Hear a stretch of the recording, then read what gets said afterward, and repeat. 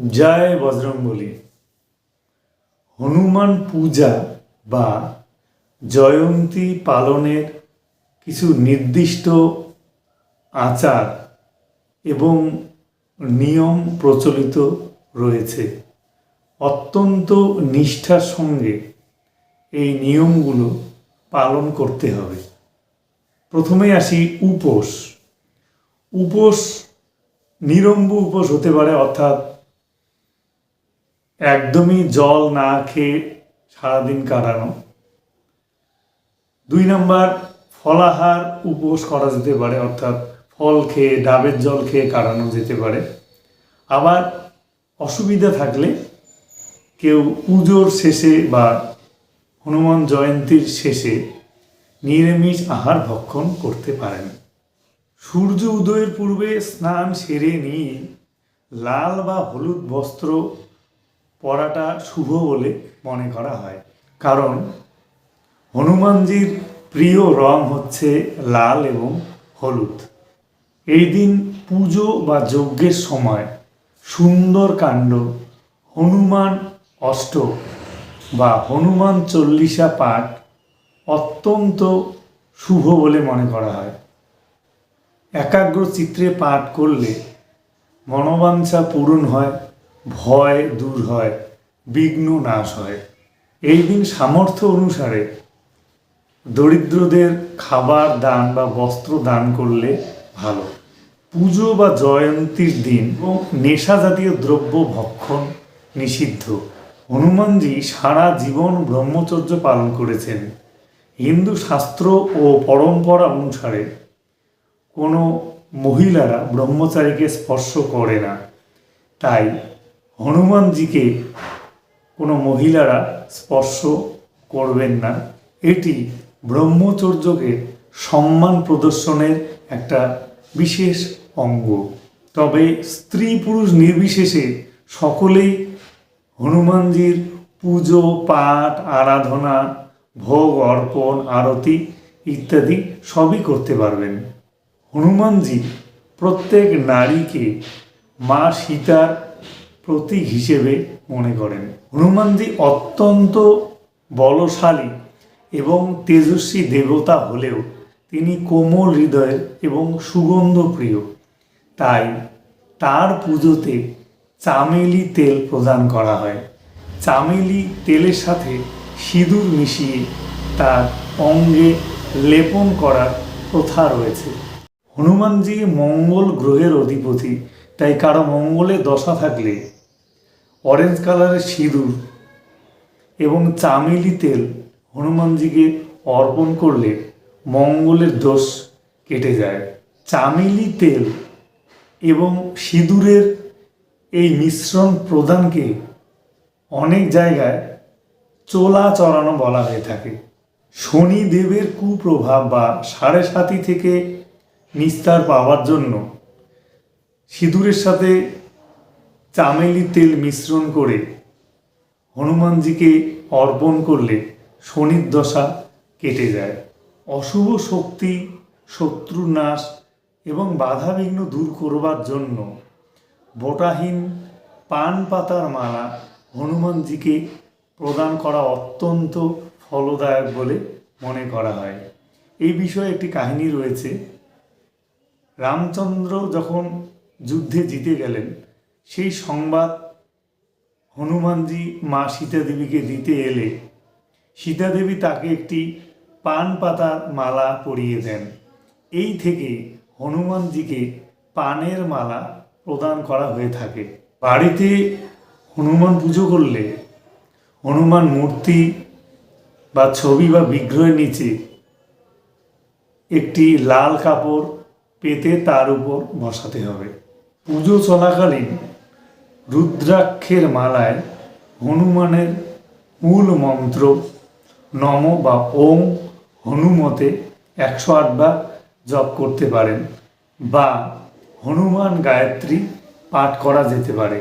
হনুমান গায়ত্রীটি হল ওম অঞ্জনী নন্দনায় বিদ্মহে বায়ুপুত্রায় ধীমহি তন্ন হনুমান প্রচোদয়াৎ।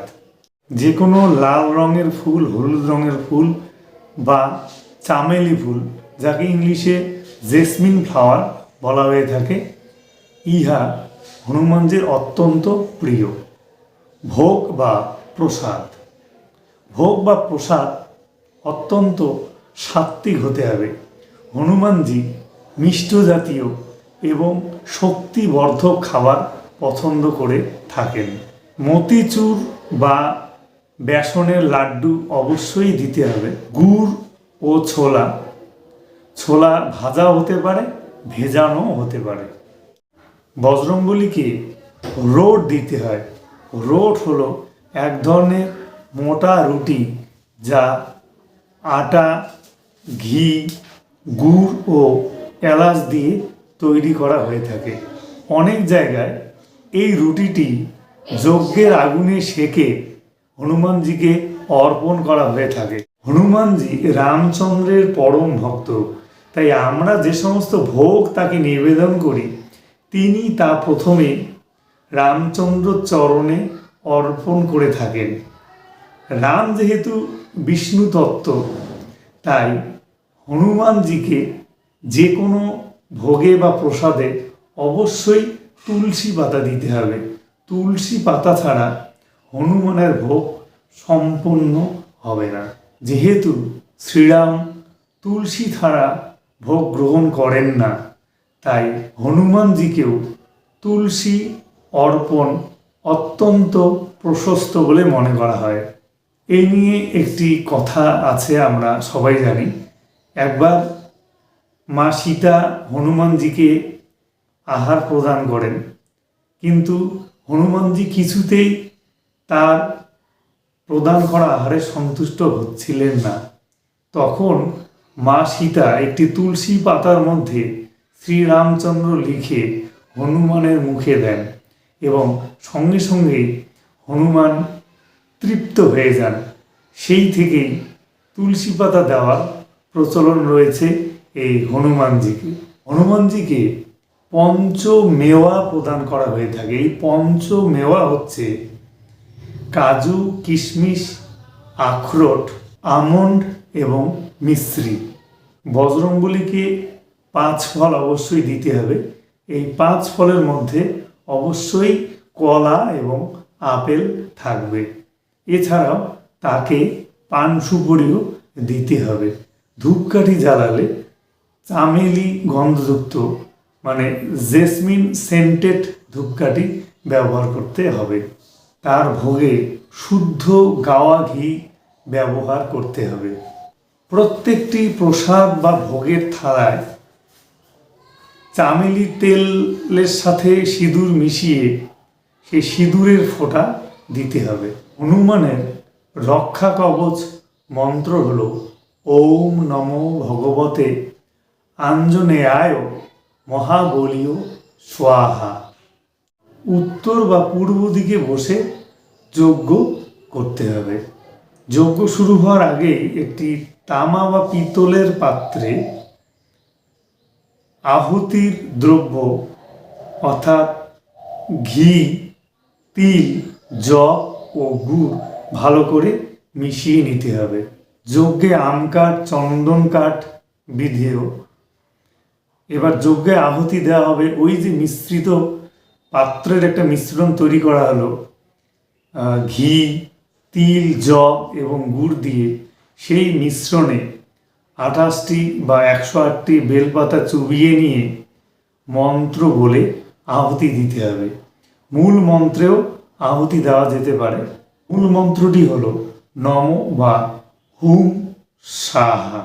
আহুতির সময় পঞ্চমেওয়া এবং বাজারে তৈরি হবন সামগ্রী ব্যবহার করা যেতে পারে। যজ্ঞে চামেলি তেল ও সিঁদুরের মিশ্রণ অর্পণ অত্যন্ত শুভ বলে মনে করা হয়ে থাকে। দিনের আলো থাকতেই যজ্ঞ সম্পন্ন করতে হবে। যজ্ঞের আগুন প্রজ্বলিত থাকা অবস্থায় পূর্ণাহুতি দিতে হবে। পূর্ণাহুতি দিতে হবে একটি শুকনো নারকেল ফাটিয়ে নিতে হবে এবং তার জল বের করে নিতে হবে। তারপর তার ভেতরে পঞ্চশস্য, কর্পূর এবং ওই নারকেলটির গায়ে সিঁদুর মাখিয়ে নিতে হবে, ঘি মাখিয়ে নিতে হবে।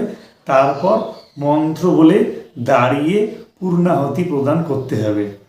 এই পূর্ণাহুতি প্রদানের মন্ত্র হল নম পূর্ণাহুতিং তত দদাত। যজ্ঞের ভস্য কপালে লাগাতে হবে এবং হৃদয়ে লাগাতে হবে। এটি রক্ষা কবচ হিসেবে কাজ করে। আবার এই ভস্য একটা লাল কাপড়ে বেঁধে বাড়িতে লাগলে সমস্ত রকমের গ্রহদোষ, নেতিবাচক শক্তি, শত্রুনাশ এবং বাধাবিঘ্ন দূর হয়। যজ্ঞের কুণ্ড ঠান্ডা হয়ে গেলে তুলসী অশ্বত্থ গাছ বা বহমান জলে তা ভাসিয়ে দিতে হবে। যজ্ঞ বা পুজো চলাকালীন একাগ্র চিত্রে হনুমানের ধ্যান করা যেতে পারে। ধ্যানটি স্ক্রিনে দেওয়া হলো। যজ্ঞ শেষ হওয়ার পর যজ্ঞের চারিদিকে একটু জল ছিটিয়ে দিয়ে ক্ষমা মন্ত্র বলতে হবে। যৎ খড়ং পদভ্রষ্টং মাত্রাহীনং চ যৎ ভবেৎ তৎসর্বং ক্ষম্যতাং দেব নারায়ণ নমস্তুতে। এরপর শান্তি মন্ত্র পাঠ করুন। ওম পূর্ণমদ পূর্ণমিদং পূর্ণাৎ। হনুমানজির আরতি করতে হবে পঞ্চপ্রদীপ বা বড় প্রদীপ দিয়ে। অর্ঘ্য বস্ত্র, লাল বস্ত্র হতে হবে, লাল পুষ্প, চামর, পাখা, কর্পূর দ্বীপ ইত্যাদি দিয়ে ঘড়ির কাঁটার দিকে ঘুরিয়ে ঘুরিয়ে আরতি করতে হবে। পাদদেশে 4 বার, নাভি দেশে 2 বার, মুখমণ্ডলে 3 বার, সর্বাঙ্গে 7 বার প্রদক্ষিণ করাতে হবে। প্রদক্ষিণের সময় হনুমানজির আরতির যে মন্ত্র আছে তা যদি জানা থাকে সেটা বলতে হবে, গান করে করে বা এমনি। না থাকলে কোনো সাউন্ড সিস্টেম চালানো যেতে পারে।